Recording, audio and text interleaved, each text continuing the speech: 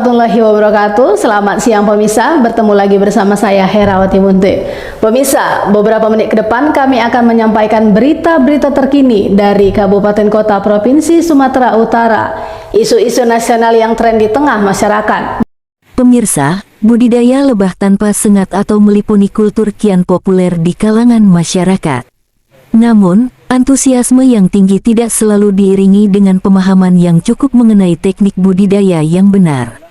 Menyikapi hal ini, Dewan Masjid Indonesia (DMI) Kota Pematang Siantar berkolaborasi dengan Kantor Perwakilan Bank Indonesia (KPWBI) Pematang Siantar untuk menggelar pelatihan budidaya lebah tanpa sengat. Pelatihan ini berlangsung selama 2 hari, Jumat hingga Sabtu, 15-16 Maret tahun 2025 di Jalan SMP 10, Kelurahan Setia Negara, Kota Pematang Siantar. Kegiatan ini melibatkan Flora Nouli sebagai mitra utama dalam memberikan edukasi kepada peserta. Kepala Perwakilan BI Pematang Siantar, Mukorobin, menyatakan bahwa program ini tidak hanya bertujuan untuk meningkatkan keterampilan masyarakat, tetapi juga sebagai upaya mendorong perekonomian berbasis masjid. Budidaya lebah tanpa sengat memiliki 2 manfaat utama, yaitu manfaat ekonomis dan ekologis, ujarnya kepada media ekonomi dan bisnis Siantar Simalungun. Peserta pelatihan diharapkan dapat mengembangkan usaha perlebahan yang berpotensi mendatangkan keuntungan ekonomi. Produk perlebahan seperti madu, roti lebah bebret, dan propolis memiliki nilai jual tinggi di pasaran. Selain itu, lebah tanpa sengat juga berperan dalam menjaga keseimbangan ekosistem melalui proses penyerbukan tanaman. Dengan adanya pelatihan ini, diharapkan masyarakat di lingkungan masjid semakin teredukasi dan mampu mengembangkan usaha budidaya lebah tanpa sengat secara berkelanjutan. Warahmatullahi wabarakatuh. Selamat pagi kawan-kawan. Kami dari Bank Indonesia bekerjasama dengan peternakan lebah madu Flora Nouli di Pematang Siantar, kemudian juga kawan-kawan dari komunitas madu Dewan Masjid. Jadi kami mengadakan pelatihan bagaimana beternak madu secara profesional lah, secara best practice-nya gitu ya. Tujuannya pertama adalah dalam rangka dalam rangka meningkatkan ya keterampilan atau kemampuan dalam beternak madu, karena kan madu ini menjadi salah satu komoditas unggulan juga ya, apalagi di Pematang Siantar ini potensinya luar biasa, nanti akan dijelaskan oleh Pak Aat. Dan ini tugas kami adalah memfasilitasi, mendorong komunitas yang sudah ada, kemudian juga potensi-potensi kemampuan untuk beternak budidaya ternak lebah. Nah ini juga kenapa dipilih lebah, karena potensi yang ada di Pematang Siantar ini kita cermati, kita diskusi dengan kawan-kawan dari aktivis atau komunitas peternak lebah ini sangat bagus. Dan ini Pak Aat ini juga banyak ya, selain dengan kami juga banyak program dengan yang lain. Nah, khusus Bank Indonesia tentunya kami salah satu program adalah pemberdayaan ekonomi kerakyatan, diantaranya ternak lebah madu, ternak ikan, ya petani budidaya jagung, padi, pisang. Nah ini menjadi concern kami ya dalam rangka peningkatan pemberdayaan lah ya, pemberdayaan kelompok-kelompok masyarakat yang memiliki concern terkait dengan peternakan dan perikanan, juga pertanian ya. Nah ini kebetulan ada Bapak dari Dewan Masjid Indonesia Pak Nasir ini, kemudian Pak Aat, kemudian mengajak kami untuk memfasilitasi, dan ini ada 30 ya Pak ya, ada lebih berapa tadi Pak? Sekitar 30 kawan-kawan yang berminat atau memiliki concern untuk beternak lebah. Nah ini kita latih, harapannya dalam kita akan monitor perkembangannya, dan ini bisa menjadi salah satu komoditas ya, bisa menjadi komoditas unggulan untuk teman-teman yang ada di Siantar ini. Atau nanti kalau misalnya sudah sukses, kita bisa replika ya, bisa dengan komunitas-komunitas yang lain. Ya, kemarin kita juga mengembangkan, mendorong untuk pemanfaatan pekarangan rumah, ya kan, dengan ditanamin pisang, ditanamin komoditas-komoditas yang bahkan sampai komoditas yang spesifik mendukung pengendalian inflasi, cabai, kemudian terong, sayur mayur, kemudian juga komoditas-komoditas. Artinya gini, potensi lahan yang sempit, apalagi di Siantar ini luas ya, yang sempit aja bisa gitu ya, dengan kapasitas sedikit aja bisa. Apalagi ini kalau sudah dikembangkan, sudah menjadi sebuah kemampuan yang mumpuni, itu bisa menjadi sebuah unggulan ya, unggulan komoditas-komoditas atau minat-minat peternakan maupun pemberdayaan masyarakat lain. Jadi concern kami lebih kepada bagaimana memberdayakan masyarakat melalui banyak area termasuk peternakan lebah ini. Demikian kawan-kawan. Ketua Dewan Masjid Indonesia (DMI) Kota Pematang Siantar, Armaya Siregar, menekankan pentingnya budidaya lebah madu sebagai peluang ekonomi yang menjanjikan bagi masyarakat. Dalam keterangannya kepada media, ia menyampaikan bahwa potensi lebah kelulut atau triguna dapat memberikan kontribusi positif bagi perekonomian, terutama bagi mereka yang memiliki lahan di sekitar rumah atau masjid. Menurutnya, jika dikelola dengan baik, budidaya lebah madu bisa menjadi sumber pendapatan yang berkelanjutan bagi masyarakat. Ia juga mendorong agar lingkungan masjid turut serta dalam mengembangkan usaha ini sebagai bagian dari pemberdayaan ekonomi umat. Budidaya lebah madu adalah salah satu peluang terbaik untuk meningkatkan kesejahteraan masyarakat. Dengan memanfaatkan lahan yang ada, kita bisa menghasilkan madu berkualitas yang bernilai ekonomi tinggi, ujar Armaya. Ia berharap, melalui pelatihan dan pendampingan yang tepat, masyarakat dapat lebih memahami cara beternak lebah madu secara optimal dan menjadikannya sebagai sumber mata pencaharian yang berkelanjutan. Kita ucapkan terima kasih dulu lah kepada Bank Indonesia, karena ini sebetulnya sudah turunan dari adanya kerjasama waktu yang lalu. Kita mengadakan pertemuan dengan seluruh BKM, dengan BI, di fasilitas BI, dengan Dinas Koperasi Provinsi. Dan kita melihat potensi apa yang bisa kita laksanakan. Pertama, waktu itu kita lihat pertokoan, sudah ada beberapa kios-kios yang kita buat di masjid-masjid.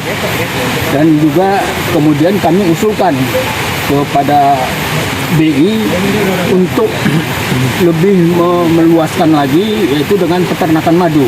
Kebetulan Pak Mukarrodin sebagai kepala BI melihat ini potensial juga untuk dilaksanakan, sehingga kami mengusulkan supaya segera dilaksanakan. Karena harapan kita nantinya, kalau sekarang ini kita akan memberikan stimulan kepada masjid-masjid hanya satu ya. Cuman kita harapkan masjid itu minimal itu 5 atau 10. Biar bisa berkembang dan nilai ekonomisnya ada. Kalau hanya satu kan hanya untuk dirasa. Ya, ya. Nah, jadi dan ini akan nanti menambah bahwa masjid itu ya bisa melaksanakan kegiatan-kegiatan perekonomian dari masjid.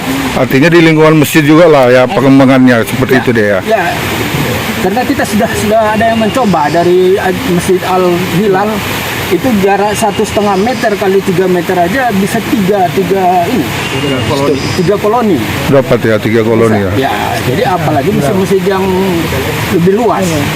Jadi harapan kita memang bukan hanya sekedar pelatihan begini. Ini memang harus jadi nanti Siantar. Artinya jadi project lah ya, project ya. Dan semua untuk masjid ya. Untuk masjid. Bukan hanya di sini. Iya ya. Nah, jadi kita memang ya, sangat mengharapkan sekali kepada dari Pak pelaat instruktur kita untuk ini berkelanjutan gitu. Ya, jadi ya. Pembinaan secara kolektif ya. Setelah berhasil nanti juga kami harapkan nanti hasilnya itu bisa ditampung. Jangan masih menjual, masih kan agak sulit menjual. Paling tidak bisa ditampung di sinilah di Flora apanya ya untuk penjualannya gitu. Dan juga pendampingan terus sampai berhasil. Sampai berhasil ya, seperti itu dia ya. Oke, makasih. Pakar lebah madu, Aam Hasanuddin, berbagi wawasan dalam sebuah pelatihan tentang pengelolaan budidaya lebah madu kelulut triguna dan madu apis, termasuk teknik membudidayakan pakan bagi lebah kelulut. Menurut Aam Hasanuddin, lebah kelulut memiliki potensi ekonomi yang menjanjikan, terutama bagi masyarakat yang tinggal di sekitar hutan. Namun, manfaatnya tidak hanya sebatas keuntungan finansial. Budidaya lebah kelulut juga dapat menjadi media edukasi yang efektif dalam menyebarkan pemahaman tentang konservasi dan pemanfaatan keanekaragaman hayati secara berkelanjutan. Melalui kelulut, pesan-pesan utama dalam konservasi bisa disampaikan dengan lebih sederhana dan mudah dipahami oleh masyarakat, ujar Aam Hasanuddin. Ia menekankan bahwa edukasi lingkungan tidak harus menggunakan bahasa yang rumit, tetapi bisa dikemas dengan cara yang lebih dekat dengan keseharian masyarakat. Budidaya lebah kelulut kini semakin diminati, tidak hanya sebagai sumber pendapatan tetapi juga sebagai langkah nyata dalam menjaga keseimbangan ekosistem. Menyimak apa yang disampaikan Pak Pimpinan BI, Pak Mukarrabin, bahwa selama ini mungkin orang udah mulai mengembangkan kambing, ayam, dan lain-lain. Jadi satu keuntungan di pengembangan budidaya lebah madu ini, enaknya apa? Tidak perlu ngasih makan. Iya. Kemudian pencurahan tenaga kerja sedikit. Tidak memerlukan area luas. Ya, karena jangkauan mencari pakannya bisa sampai 2 km. Begitu dia Pak. Nah, kemudian bisa dilakukan oleh siapa saja. Jadi kami mengucapkan banyak terima kasih kepada BI karena potensi di Kota Pematang Siantar ini potensinya luar biasa, vegetasi masih cukup ya. Makanya akan kita programkan adalah satu pengembangan usaha adalah pengembangan usaha budidaya lebah madu di daerah perkotaan. Ya, vegetasi di kita cukup ya. Jadi insya Allah nanti di masjid-masjid ya itu kita akan mengembangkan ada 2 jenis lebah. Satu yang kelompok apis, kelompok apis itu yang lebah penyengat. Iya. Ya. Nah kemudian yang kedua adalah kelompok stainless bee, itu lebah tanpa sengat. Jadi kedua jenis lebah ini punya sifat yang berbeda. Oh gitu ya. Nah makanya kita ini di sini kita nyoba ngembangkan mungkin atau kita praktek nanti lebah-lebah apis, juga akan kita praktek lebah-lebah yang tanpa sengat. Oh seperti itu Karena dia Pak. lebah apis ini sifatnya dia mudah hijrah, kabur. Oh. Jika tidak ada atau mungkin cuaca tidak bagus, dia akan hijrah mencari tempat yang banyak sumber pakannya. Artinya berpengaruh kepada pakannya juga ya. Betul. Ya. Nah, kalau yang kelompok yang stainless bee, dia lebih adaptasi ya. Jadi lebih adaptif, ya. Lebih tahan untuk bertahan di satu tempat. Ya. Pak Am, tadi saya lihat ini kan pembelajarannya cukup luar biasa. Artinya mulai dari pembentukan glodok apa semua Peralatan, sampai ya. pemindahan sampai apa semua diterapkan.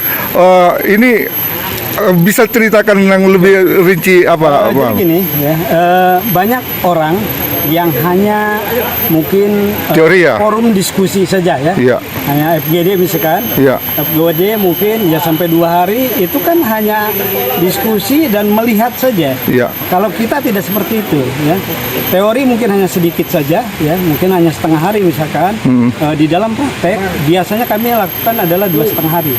Ya. Oh gitu Jadi ya. dari mulai buat peralatan ya, kemudian mindah-mindah lebah, makin banyak objek praktek untuk mindah lebah akan makin mahir terhadap peserta diklat. Ya, gitu jadi dia. seperti itu. Jadi Artinya ala biasa karena apa itu ya tadi iya, terus ya. cobalah kalau misalkan mereka di forum diskusi hanya melihat, kemudian suruh mindah di lapangan, nggak berani. Iya, iya. Ya, nggak berani. Kalau ini insya Allah, makanya kita punya masker, punya APD pun nggak kita gunakan. Ya, nggak kita gunakan karena jika di sini mungkin nggak berani, apalagi nanti di kampungnya, ya, jadi Iya. seperti itu. Itu dia kondisinya Iya, jadi ya. ke situ itunya Pak. Ya, bahkan ini kita latih tahun berapa Pak? 2014. Ketika dia masang glodo di ladangnya, pertama kali dia gugup katanya untuk mindah lebah ya. Tapi sekarang mungkin udah mahir lah ya. Oh, Seperti itu ya. Oke Pak, makasih Pak. Dari Kota Pematang Siantar, Sumatera Utara, Tim Liputan, Mona Lisa TV melaporkan.